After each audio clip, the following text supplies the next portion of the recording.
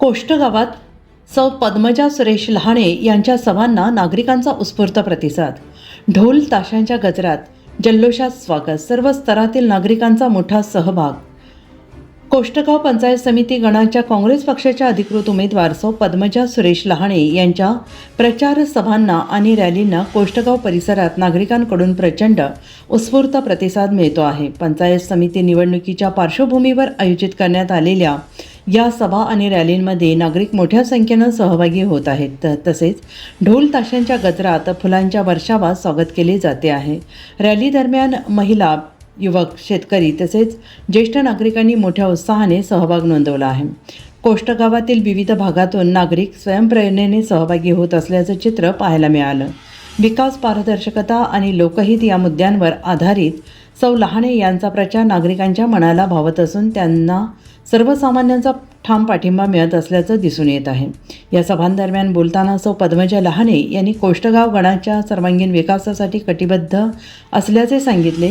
महिला सक्षमीकरण, मूलभूत सुविधा, रस्ते, पाणीपुरवठा, शिक्षण आणि आरोग्य या विषयांना प्राधान्य देणार असल्याचं त्यांनी स्पष्ट केलं आहे.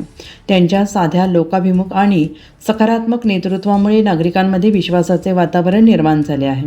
एकूणच कोष्टगाव पंचायत समिती गणामध्ये सौ पद्मजा सुरेश लहाणे यांच्या प्रचाराला मिळणारा वाढता प्रतिसाद पाहता आगामी पंचायत समिती निवडणुकीत त्यांच्या विजयाबाबत आशादायी वातावरण तयार झालं आहे.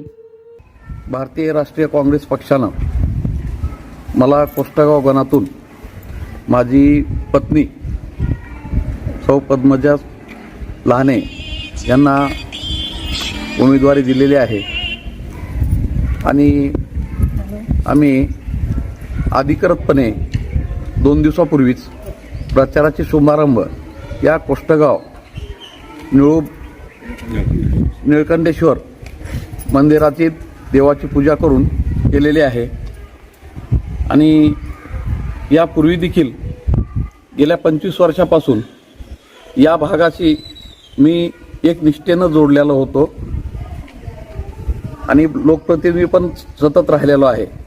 त्याच्यामुळे इथल्या पूर्ण समस्या वगैरे मला पूर्ण माहीत आहेत. भविष्यात लोक मला निश्चितपणे चांगल्या बहुमताने निवडून पण देणार आहेत आणि निवडून आल्यानंतर जी काही शासनाची जबाबदारी आणि जनतेसाठी करता येईल त्याच्यात कुठेही कमी पडणार नाही.